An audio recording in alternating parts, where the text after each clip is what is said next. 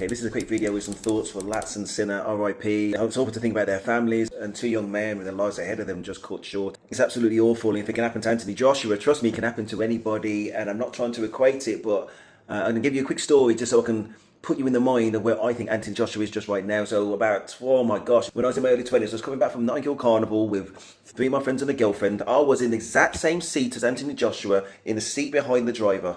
And we were speeding down the motorway and it was a clear road, thankfully. And then one of the rear tyres went and the car was spinning around as it was going forwards. But I noticed we were kind of going off towards the central reservation. And I've never been in that situation before.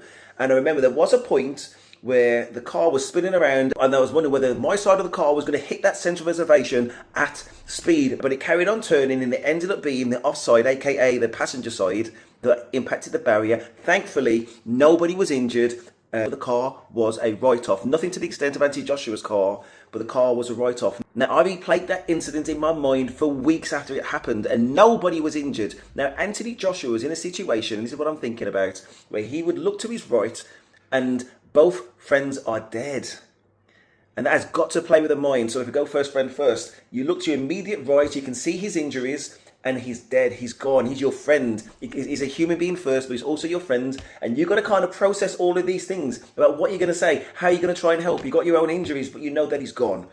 And if you've seen the photo of the front passenger side, where the whole front and the side is caved in, those are sights that no human being wants to see, let alone if it's your friend. And I absolutely feel for Anthony about what he had to see in that situation. But thank goodness at least Anthony was fine and the driver was fine, but he's never going to make up for the two friends that are gone. And that's the reality they need to live with and process. I say for me, having lost nobody, I needed time to process that.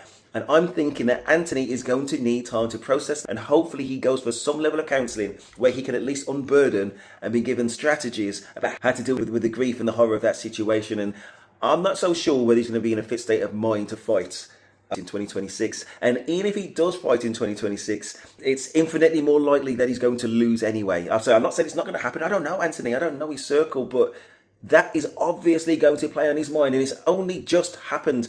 And from the recent reports, he was released from hospital on the Wednesday, when I record this, Friday, 2nd of January 2026. And it's just obviously all too soon. There's just so much that he has to process and take on board. And I hope that he's on the plane back to London and he can be around his family and they can just hold him and just reassure him and he can be pampered and, you know, just take the weight off and not have anything to think about. So trying to plan for another fight should be the last thing on his mind. It's going to take a lot of time to get over that, and just to get through the funeral and paying his respects and everything like that. I just don't see how it can be done. And so my thoughts go out to him. But on the other hand, I mean, who knows? Maybe he needs the distraction of putting all his energy and his frustration and his pain into training for a fight. That may well be it. But I'm thinking mentally, I say even if he gets to that fight, he ain't going to be in the right state of mind. I just doubt it.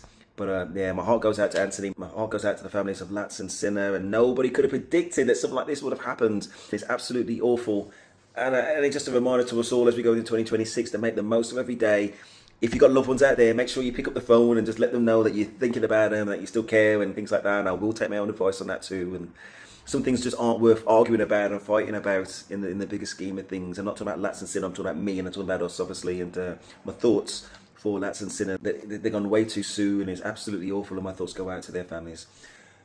Please like, subscribe. That is Steve and I am out.